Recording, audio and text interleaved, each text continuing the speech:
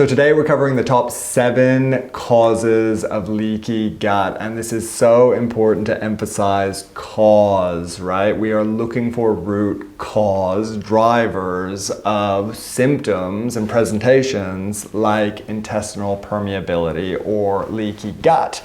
Now downstream from leaky gut, you can wind up with all these other symptoms. You know, we've got food intolerances, we've got skin issues, we've got cognitive impairment, we've got autoimmune conditions. Those are all symptoms or could be symptoms of leaky gut. It's important to test here. We want to know what we're dealing with. But we are looking for today the most common causes, the root cause drivers of leaky gut. Remember, leaky gut's a symptom. There's something upstream that is damaging that gut lining and that is preventing our natural ability to heal that gut lining. So if this is helpful, remember to subscribe and I'll keep putting out videos on this subject. Number 1, we have SIBO. I feel like sometimes all I talk about is SIBO. It makes up a huge chunk of my clinical practice. It is a very, very common condition with digestive issues, whether it's bloating, gas, abdominal pain, diarrhea, constipation, and leaky gut. These are all symptoms of SIBO, and it's basically just bacteria in the wrong spot, the small bowel, and these can definitely cause that leaky gut picture. It is a very, very common cause of leaky gut. Now a close second would be Candida. Now this could be a SIFO presentation, small intestinal fungal overgrowth, if we're talking about the small bowel and leaky gut in the small bowel. Could be the large bowel as well, and this is a really common presentation, but a fungal overgrowth, it can mimic that SIBO presentation. So sometimes patients, we're sure they have SIBO, and they go and they do a SIBO breath test and it comes back negative. It's not SIBO, it's, you know, nothing's conclusive, but if we do it properly, if you do a lactulose breath test and a fructose breath test, glucose, if you really want to spend the money and rule it out as conclusively as we can, they're all negative. You don't have SIBO. It could be a fungal overgrowth, particularly if you're dealing with that bloating, that gas, those food reactions, things like carbohydrates and simple sugars are triggering abdominal pain and an upset tummy, maybe urgency, you know, with the bowel movement front. Again, I would be ruling in or ruling out a fungal overgrowth like Candida, which can be a really, really strong driver of leaky gut downstream. So celiac disease is the 3rd common cause of leaky gut, and this is a pretty simple one. This should be an obvious one to you, but if it's not, listen up, this is big. This is an autoimmune condition where you're mounting an immune response to gluten. That's the celiac disease diagnosis. A gastroenterologist might even recommend an endoscopy where they're looking for flattened villi, which again is pretty synonymous with leaky gut. That is gut damage, right? They're often described almost like a shag carpet, and this is where we're absorbing all of our nutrients and our minerals and where kind of optimal digestion is happening in the small bowel. And with the celiac disease presentation, get flattened and blunted, and the kind of worse it is, the more blunted this presentation is. And that again is synonymous with leaky gut. Now the most important thing to recognize here is if you know you have celiac disease and you've cut out gluten for years, you may still be dealing with leaky gut. There's still a chance, and I've seen this countless times where a patient might just say, look, I have been so strict, I don't share cutting boards with people that use gluten, I don't share pans with people that use gluten, I don't eat out, I am so strict on my gluten avoidance. And we test their leaky gut and we still find that it is positive. They still have leaky gut, and we still need to go on an active therapy to remedy that leaky gut picture, calm down the immune system, and regenerate that damaged gut lining. Number 4 is inflammatory bowel disease. Now this is a really tricky one. You know, you look in the literature and you see a pretty strong connection between leaky gut and IBD. And the big question here, and it's different for every case, that's why IBD can be really tricky to treat, because it's so unique to the patient you're working with, is does leaky gut drive inflammatory bowel disease, or is it a sustaining factor, as in, you have the IBD presentation and you're in a flare and that causes damage to the gut lining, and then that keeps the whole show rolling in that inflamed, reactive flare state. Either way, if you have inflammatory bowel disease and you haven't been assessed for leaky gut, intestinal permeability, I would strongly recommend it. Every IBD patient that comes to me, whether they're in remission and they have been for 10 years, or whether they are in an active flare, or whether they're kind of teetering and they're doing well and then they're flaring again, I'm always running a stool test, a comprehensive stool test that is going to look for that leaky gut marker. I like to use zonulin for most of my patients. It isn't the gold standard, and we will be talking about different leaky gut testing, but with inflammatory bowel disease, that lactulose mannitol urine test, that's the gold standard. That's going to tell us pretty conclusively whether leaky gut is still part of your condition.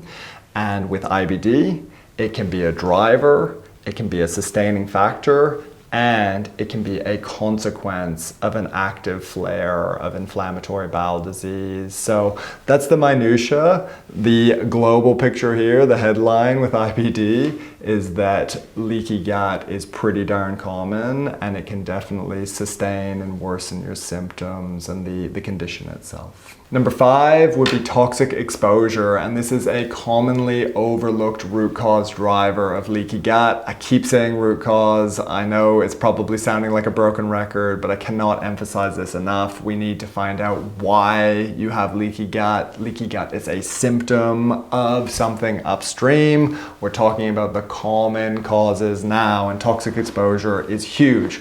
Overlooked all the time. I've got so many stories I could share with you, but let's keep it brief. We're talking about environmental toxins, heavy metals, pesticides are huge here, herbicides are really huge here, industrial chemicals are huge, biotoxins. I mean, the biggest one that I see all the time would be mycotoxins. Someone's been exposed to mold in their environment, or they've got mold growing in their digestive tract or their lungs, and they're producing these super toxic byproducts called mycotoxins. And basically here, just keeping it super simple, your body is under load, way more load than the people around you, although everyone's exposed to chemicals and pollutants, so everyone's under a bit of load.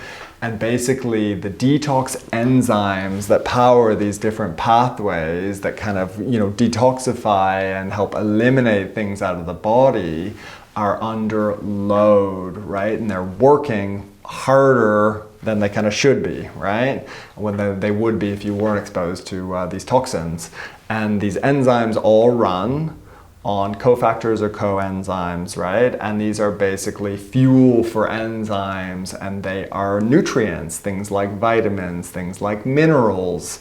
And the harder these enzymes work, the more they're burning through these cofactors, the more you're going to wind up with a nutrient deficiency. If you're nutrient deficient and this enzyme doesn't have this nutrient to power, it's not going to work as well as it should. You're going to wind up with this toxic buildup. You're going to wind up with leaky gut. And if you don't know why, treating that leaky gut is just going to be temporary if you get any success at all. So many of these nutrients that help power these different detox enzymes in the body, these pathways, help to build the gut lining, and zinc is like the all-star here. This is the one that patients are normally deficient in. We run zinc blood testing all the time. It's really easy to get here in Australia, and patients are almost always subpar. And if they are frankly deficient, if they are lab low on zinc, it's a lot like being lab low on vitamin D. It is way, way, way too low. We have got to normalize your zinc status. to heal that gut lining. So if we take something like mold exposure and mold illness as a driver of leaky gut, we can see things like mycotoxins, specifically the trichothecenes. They've been really well studied, and they are mold derivatives, they are byproducts, they are toxins produced by black mold, so Stachybotrys. It's a really, really nasty mold. That's one that should be avoided at all costs and should be treated aggressively. The patients who are been exposed to black mold, they're the most unwell patients you could ever imagine.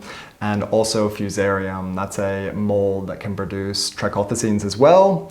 And we have good data showing that they can cause necrotic lesions in the digestive tract. They can shorten that villi. So remember back to the celiac disease presentation, the microvilli, damage to that will lead to malabsorption, and what we're talking about today, leaky gut. Number 6 on the leaky gut side of things would be nutrient deficiencies. And this is huge, right? I mean, the question is, why are you nutrient deficient, right? Do you have celiac disease? Do you have inflammatory bowel disease? Are you not eating a nutrient-dense diet? I mean, that's a huge piece right there. You know, people who are living on the SAD diet, the standard American diet or the standard Australian diet, it is just nutrient deplete, and that's where nutrient testing can be really helpful to kind of motivate someone to get those nutrients into their diet. But we've got things like zinc, vitamin A, vitamin D. I mean, even here in Australia, the amount of patients that I see with lab low vitamin D is astounding. And if you are, like we mentioned before with zinc, if you are lab low on D, it is way too low. You've got to normalize that aggressively. Amino acids, they all work together to build and repair the gut lining. So if nutrient deficiencies is your root cause for leaky gut, the big question is why? Are you not getting it in your diet? Or if you are getting it in your diet, why aren't you absorbing it into your body? Now, the number 7 cause for leaky gut that I commonly see in the Byron Herbalist clinic, remember there are so many more, these are just common root cause drivers for leaky gut that I see and that I test for and that I'm aware of, that I'm looking for, I'm questioning patients for, would be drug-induced leaky gut. There are a few pharmaceuticals, and I'm sure there are a ton more if we did a really, really deep dive on it, but there are a few that are strongly and obviously linked to leaky gut.